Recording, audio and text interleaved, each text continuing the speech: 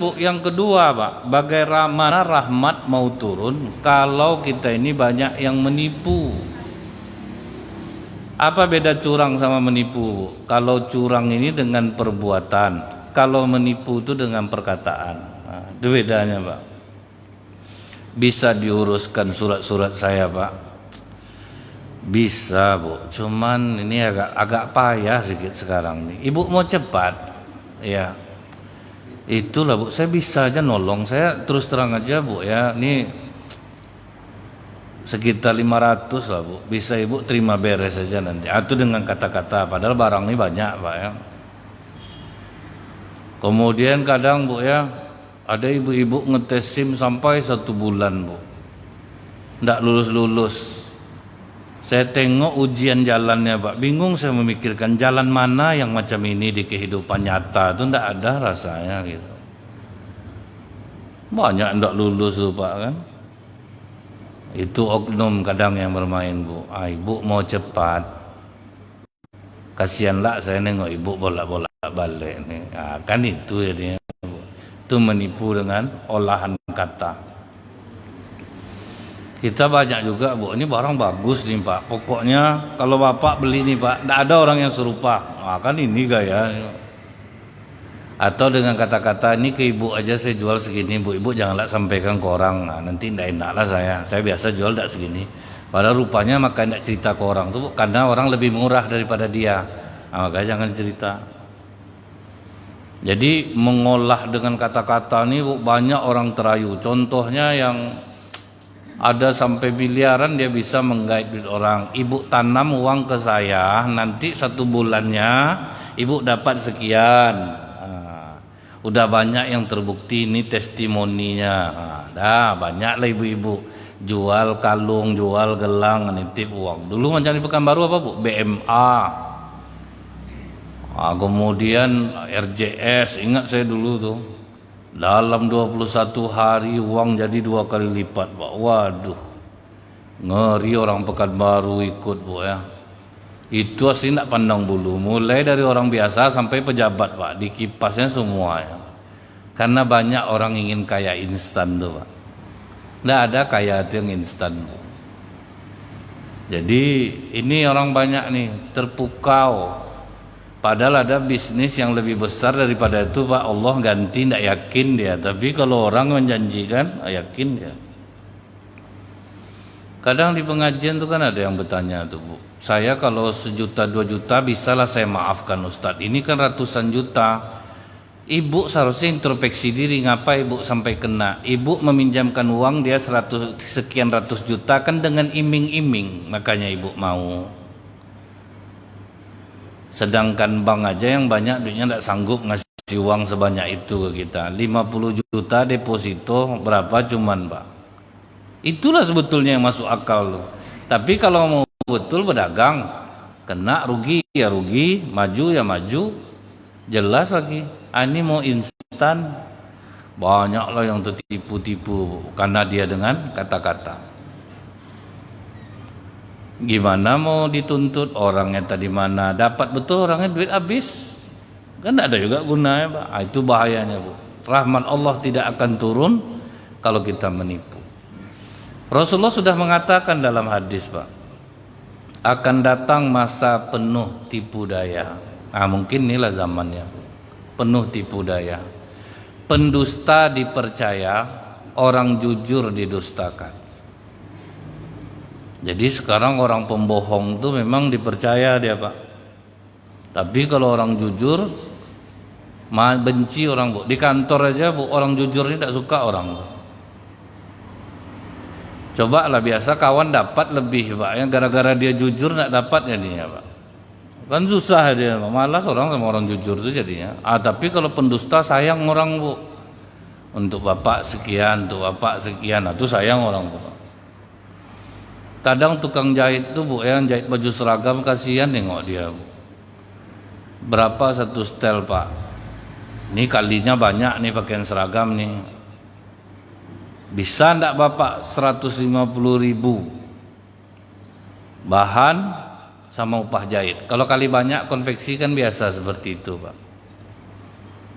Oke lah kata tukang jahitnya. Tapi bapak tanda tangani sekian. Menengok tanda tangan tuh sedih hati tukang jahit tuh. Dia yang basah ketiaknya jahit bu, dapatnya 10.000 cuman ya. Yang membawakan 350.000 dapat 200.000, besar lah untuk dia lagi pak, daripada yang bekerja siang malam. Itu bu ya, soal itu bu calling lah nanti kalau nelpon orang kantor bilang sekian ya pak ya, itu nanti dia berbagi-bagi lah lagi kan bu. Makanya kalau orang bekerja itu udah jelas kan, udah jelas gaji cuman sekian, tunjangan sekian, kalau sanggup jalan, kalau enggak jangan. Nanti itu yang buat jahat tuh jadinya. Jadi kadang bu ya, kalau orang yang berpikir, saya salut ada polisi bu, dia tahu gaji polisi itu cuma sekian, pendapatannya sekian, tunjangan sekian, akhirnya mulung dia pak. Bayangkan tuh pak, mulung barang bekas, tak ada malu dia pak, mulung barang bekas dia bu, itu untuk tambahan hidupnya. Itu yang salut kita pak. Ada polisi bu, perwira jualan kue putu di pinggir jalan pak, pulang dia dinas langsung dorong gerobak, pangkat tinggi pak. Itu yang bangga kita nengok. Itu ya bu ya, ternyata kalau memang penghasilan kita sedikit, kita usaha apa untuk menambah penghasilan aku nih. Ini berusaha untuk menipu aja pak, bagaimana supaya anggaran sekian jadi sekian, anggaran sekian jadi sekian. Tentu rahmat Allah tidak akan turun jadinya. Gimana aspal tidak terkopak-kopak bu, karena banyak yang harus dikasih pak. Tiap sebentar ya hancur aspal, sebentar hancur aspal, karena tidak sesuai dengan takarannya. Cobalah sesuai kan pak ya, mungkin tidak akan tanggal-tanggal aspal tuh bu, karena banyak yang dikasih bu, akhirnya dikupakkan batunya agak sekian, semennya agak sekian, tuh habis jadinya pak. Tiap sebentar tambal sulam, tambal sulam, tambal sulam. Karena orang banyak suka dengan pendusta. Kemudian bu, apa yang kata Rasulullah itu terjadi bu, amanah akan dipegang oleh pengkhianat. Ibu ada dengar berita kemarin enggak? Seluruh anggota DPRD di suatu daerah 2014-2019 masuk semua pak. Semua masuk penjara. Baru beberapa hari yang lalu wakil ketua DPRD Solo tertangkap polisi karena pengedar sabu. Itu ngerinya bu ya. Jadi amanah dipegang oleh pengkhianat. Gara-gara tadi itulah, Bapak Ibu, saya mau maju tahun depan. Kebetulan saya datang ke sini ingin bersosialisasi, tapi Ibu jangan khawatir, masing-masing akan mendapatkan uang transportasi sebanyak 100.000. Bersedia memilih saya? Bersedia. Padahal tak siapa orang nih bu, tak tahu kita pak. Bisa dijengkali pakai duit bu. Pas masuk pemilihan, bu pilih nomor ini bu, ini 250 untuk 5 tahun deh. Murah betul harga diri kita kadang. Jadi itu ya bu ya. Ada anggota dewan bu ya, dipakainya saya selama kampanye untuk ceramah, dan kita udah deal tidak mempromosikan dia sama sekali. Alhamdulillah kalah bu. Jangan pakai saya pak. Saya udah bilang saya tidak akan mempromosikan. Bapak tuh hebat dia bu, fair, tidak ada masalah Ustadz.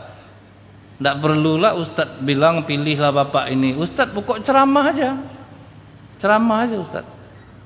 Kalah bu. Jadi udah diintai orang saya nih, jangan pakai dia lagi. Kalah nanti aja, jadi jangan pakai saya. Cuman bapak tuh bersyukur dia taatlah beragama nih pak. Sampai dia bilang ini semua baik dari Allah Ustadz. Entah duduk saya masuk penjara lah saya nanti. Betul pula pak. Justru rezekinya dari yang lain diganti Allah yang jauh lebih bagus daripada itu pak. Itu yang enaknya bu. Ini kadang geli saya bu sama ustadz-ustadz yang berdoa menjilat sekali pak. Saya ingat ada ustadz berdoa pak, bapak ini mau pemilihan besok. Jadi saya yang ceramah, dia berdoa, dia doa geli saya dengarnya. Ya Allah ya Rahman ya Rahim, bercahayakanlah nama bapak ini di kotak TPS nanti sehingga masyarakat hanya memandang namanya. Geli. Sampai saya bilang berapa betul amplop nih Tad, sampai macam itu betul isi doa. Saya yakin bapak tu pun geli juga dia tu. Awak lah diolah, yang mungkin itu kata bapak tu. Kadang itulah kita nih Bu ya. Jadi masa tipu daya ini memang terbukti. Kemudian Ruwaibid akan angkat bicara kata Rasulullah. Ruwaibid itu siapa? Kata sahabat. Dijawab oleh Rasulullah, orang bodoh memimpin orang banyak. Ah itulah yang ini yang belum nih Pak. Ah ini mulai baru. Kalau amanah dipegang pengkhianat udah ada kita nampak. Tapi kalau orang bodoh memimpin urusan orang banyak belum lagi nih. Ini tahap selanjutnya nih Pak. Nah, itu ya Bu ya. Apa yang kata Rasulullah ini masa tipu daya. Jadi tidak akan bisa rahmat Allah itu turun. Makanya itulah guna kita belajar akhlak itu agar kita tidak penipu, agar kita tidak curang, agar kita tidak menjadi pengkhianat. Nah pengkhianat nih Bu ya di zaman Rasulullah, jumlah umat Islam perang Uhud 1000 Pak. Yang mau dilawan 3000. Sedang perang membelot 300 orang Pak berkhianat. Tinggal 700 lagi, hampir Nabi mati dibuat. Pengkhianat nih itu makanya Bu ya, rata-rata banyak pengusaha akhirnya dikhianati oleh orang dekat sendiri Pak. Jadi pengkhianat ini memang gimana coba Bu ya, rahmat Allah mau turun Pak kalau kita ini sifatnya khianat. Saya ada pengusaha Bu ya, saya tanya gitu, mana Bapak Siano tuh Pak? Saya penjarakan jadinya Ustaz. Apa gitu? Kita tuh Ustaz tengoklah bagaimana saya sayang sama dia. Bagus kerja dia, rumah saya belikan, mobil saya kasih. Cuman dia tidak bersyukur Ustaz. Akhir dikhianatinya saya. Itu kadang sifat pengkhianat nih Pak. Kalau di masjid apa tuh Bu? Apa kata Pak Ketua, bagaimana Bapak Ibu setuju kita? Setuju. Tuh rapatlah dia balik. Aku tuh lah malas nengok ketua nih. Itu pengkhianat tuh Pak. Orang udah setuju, dia rapat balik. Itu ke pengkhianat tuh. Di hasut-hasutnya orang. Jadi pengkhianat ini dia macam baiklah tuh Pak. Betul tuh Pak Ketua, saya setuju tuh. Karena kalau enggak gini Pak Ketua, di depan, di belakang beda lagi. Wah itu yang ngeri itu Bu. Gimana rahmat Allah mau turun Pak, habis dia adu dombanya aja orang. Nah kemudian Bu, bagaimana rahmat Allah mau turun kalau kita masih saling benci satu sama lain, masih saling dendam? Tidak akan turun rahmat Allah Bu. Kalau udah masuk sesi salam-salaman lari langsung Pak. Dia musuh kan. Satu jamaah misal gitu Bu ya. Pas mau bulan puasa aja mau bersalaman Bu, itu pun matang gitu. Aku kalau tidak mau masuk puasa nih kami minta maaf aku sama kau. Itu kan ngeri itu. Tidak akan turun rahmat Allah ini itu Pak.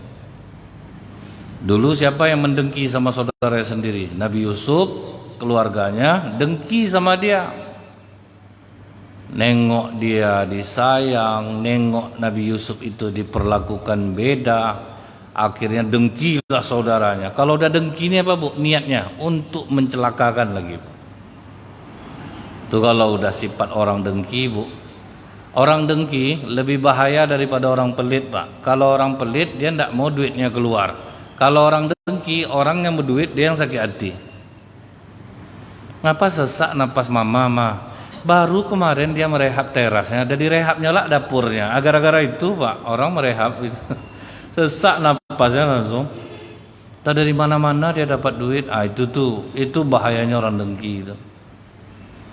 Nabi Yusuf kan dicampakkan ke sumur oleh saudaranya gara-gara dengki itu Pak. Karena kalau orang udah tahap dengki itu Bu, itu udah taraf mencelakakan orang. Itu ngerinya itu Pak.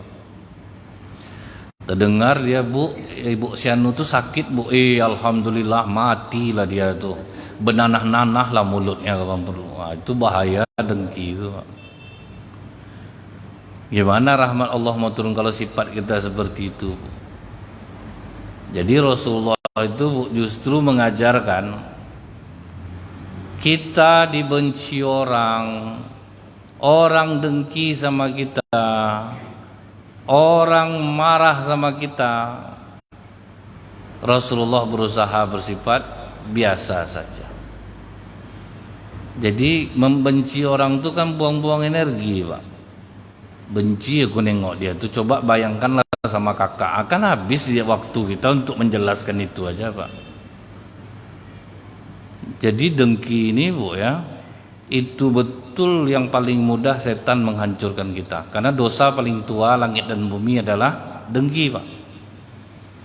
Kenapa iblis diusir dari surga? Dia dengki sama Adam. Biarlah sama-sama tidak dapat. Itulah sifat orang dengki itu, Pak. Biar sama-sama tidak di surga.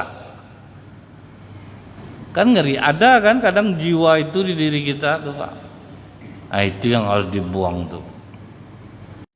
Akhirnya datang orang lagi bertanya, jadi penting sholat akhlak daripada ibadah tuh? Karena itu menjadi tujuan Rasulullah diutus ke muka bumi. Betul, Pak. Akhlak lebih penting daripada ibadah. Datang orang, kalau macam itu bisa tidak beribadah orang jadinya. Bukan itu maksudnya. Coba cek, Bu. Semua tujuan ibadah pasti untuk akhlak. Aqimis sholah, inna sholata tanha anil fahsya'i wal munkar. Dirikanlah solat, sesungguhnya solat itu mencegah dari perbuatan keji dan mungkar. Kan akhlak tuh, Pak. Artinya orang solat tidak boleh dengki, orang solat tidak boleh benci, orang solat tidak boleh berkhianat, orang solat tidak boleh menipu, orang solat tidak boleh menjadi pengkhianat, orang solat tidak boleh curang. Kan itu artinya, Pak. Jadi kalau orang solat yang masih curang, masih nipu, masih berkhianat, berarti belum tercapai tujuan solatnya. Solat ini wajib, Bu, kewajiban kita kepada Allah. Akhlak itu bisa dituntut, Pak, ilmunya. Itulah untuk merubah karakter kita. Kalau bahasa sekarang kan psikologi namanya, Pak. Ilmu jiwa itu ya, Bu, ya. Jadi orang sholat ini tujuannya itu semua. Jadi kalau ada di antara kita yang masih membenci, berdusta, curang, berarti tujuan sholat kita belum tercapai, Pak. Itulah pentingnya akhlak itu. Jadi tidak bisa dia dipisahkan antara ibadah dan akhlak itu. Akhirnya diperkuat oleh Allah dalam hadis qudsi, Pak. Apa kata Allah? Aku hanya menerima solat dari seorang hamba. Ini kita ngecek nih, Bu, solat kita diterima Allah atau tidak. Aku hanya menerima solat dari seorang hamba yang dengan solatnya dia tawadu akan keagunganku. Ini ciri yang pertama. Jadi rendah hati, Pak. Hilang kesombongan, dimaki orang, direndahkan orang, dihina orang, dikhianati, tidak ada masalah baginya. Itu ciri orang diterima. Tapi kalau masih angkuh juga, itu susah tuh, Pak. Bu, ibu kulit ibu hitam, jangan pakai lipstik warna merah. Kata ibu tuh, ibu macam dendeng belado. Siapa yang ngomong? Nah, itu langsung naik, Pak. Dia tuh lebih lagi rambut bekutu tuh. Bukan tidak tahu ku ini buka-bukaan kita sekarang nih ya, akulah di gitu-gitu kan. Itu Pak ya, tuh, Pak. Jadi ternyata, Bu, orang yang tawadu itu diangkat Allah derajatnya, Pak. Ada seorang